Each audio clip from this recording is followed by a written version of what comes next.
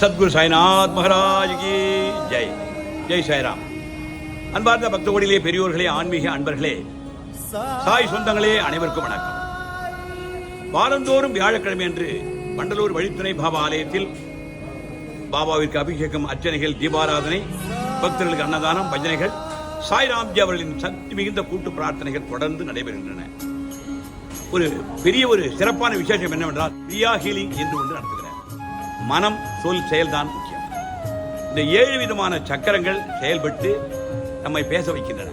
இவைகளை சரி செய்வதற்காக நமது மதிப்பிற்குரிய சாய்ராம்ஜி அவர்கள் இலவசமாக பக்தர்கள் நன்மைக்காக, மக்களின் நன்மைக்காக கிரியா ஹீலிங் ஒன்று செய்கிறார்.